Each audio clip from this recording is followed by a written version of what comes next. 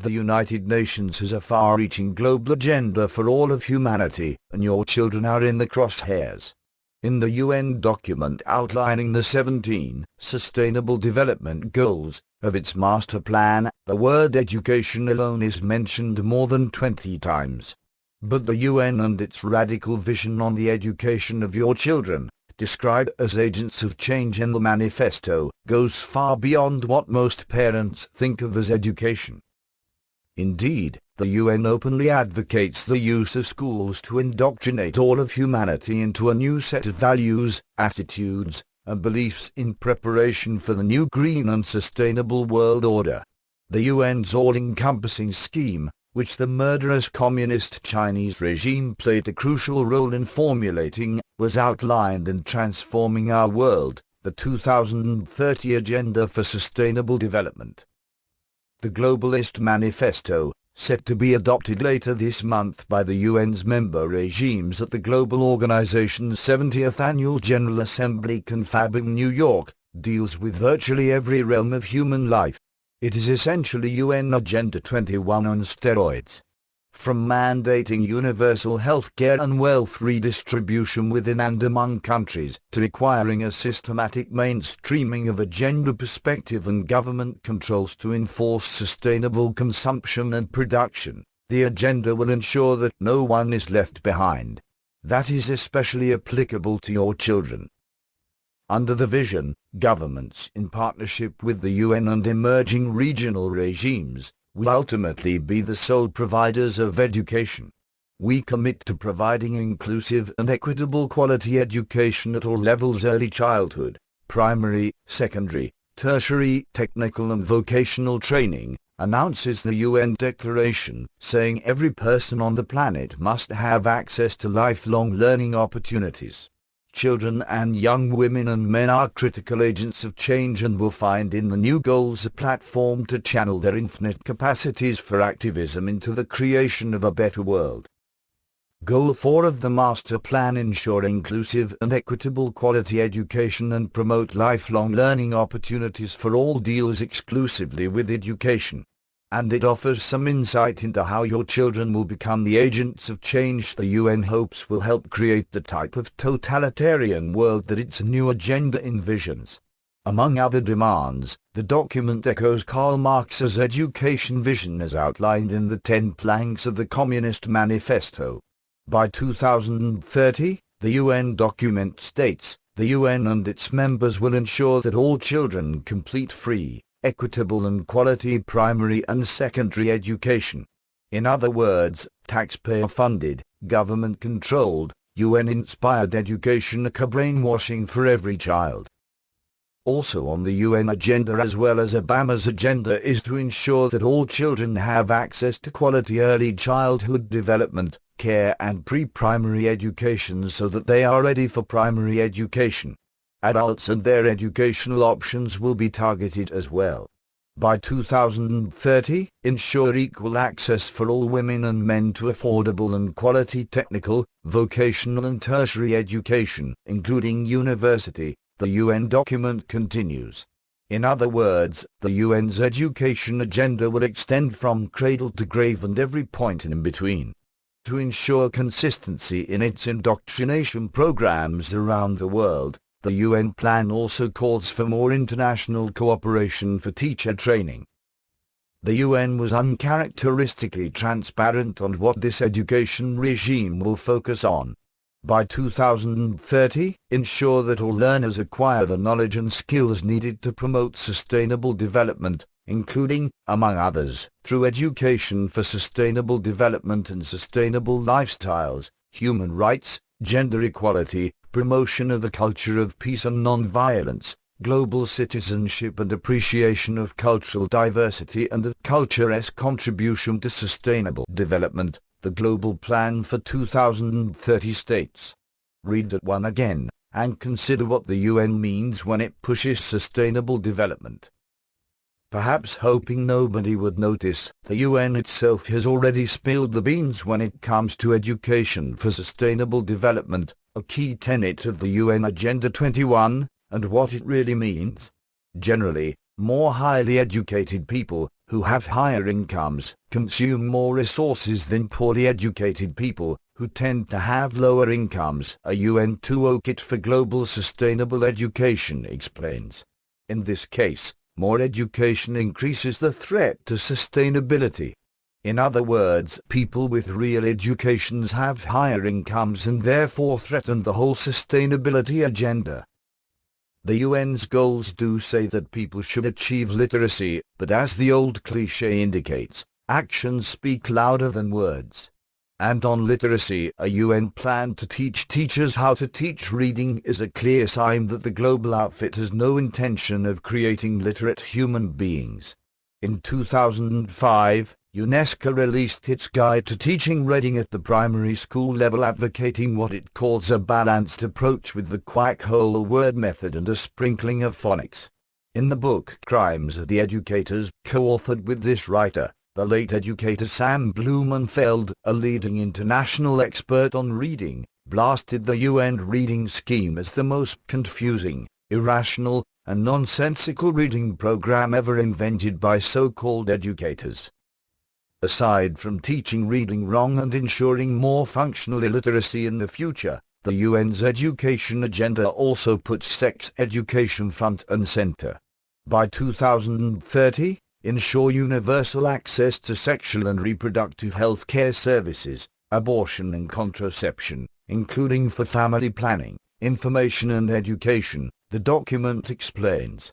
Of course, the UN is already involved here, releasing its international guidelines for sexuality education in 2009.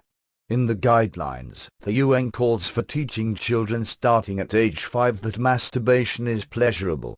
By age 9, children begin lessons on aphrodisiacs, homophobia, transphobia, the alleged safety and desirability of legal abortion, and various perversions.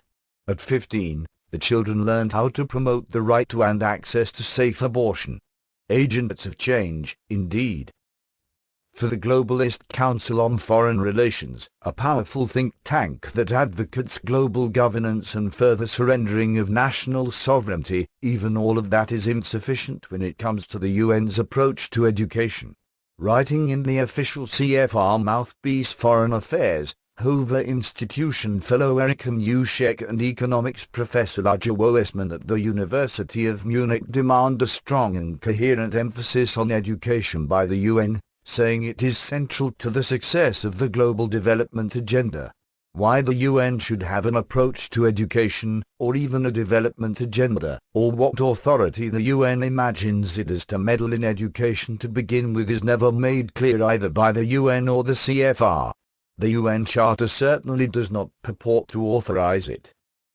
The CFR piece envisions a global set of education standards for all children, with an accompanying international testing regime to monitor outcomes. Instead of simply expanding access to schooling, the central post-2015 goal for education should be that the youth achieve at least basic skills, the authors argue, sounding a lot like the promoters of the extraordinarily unpopular Obama Black Common Core nationalization of schooling in the United States. All of that is supposedly in the interest of stimulating economic growth, which the authors of the Foreign Affairs piece say they researched across various countries. The most important step would be for the United Nations to establish an explicit quality goal, one that can be tracked by measured skills, the CFR authors continued, advocating for an international test to enforce compliance such as the PISA testing regime produced by the OECD cartel of bloated welfare states.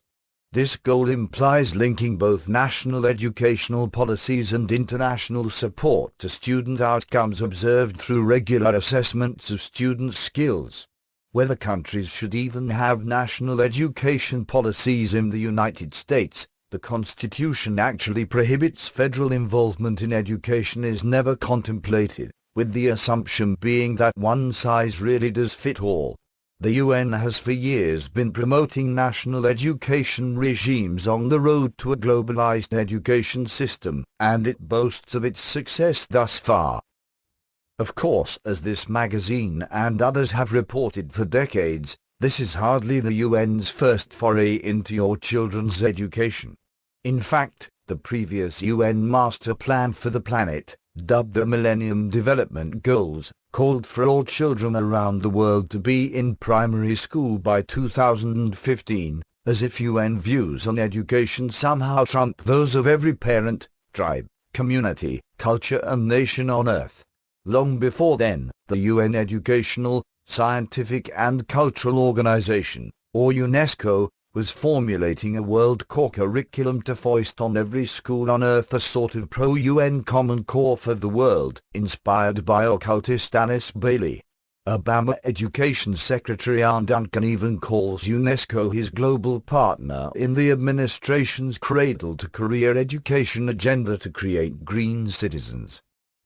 Even the radical UN Universal Declaration of Human Rights, which openly claims the privileges it purports to bestow can be restricted or abolished under virtually any pretext, and can never be used contrary to the purposes or principles of the UN, addresses education. In Article 26 of the document, the UN offers a big clue as to its real education agenda, stating explicitly that education shall further the activities of the United Nations. Toward that end, a UN Human Rights Committee recently demanded that governments around the world regulate all private schools and impose government standards on them in the interest of human rights.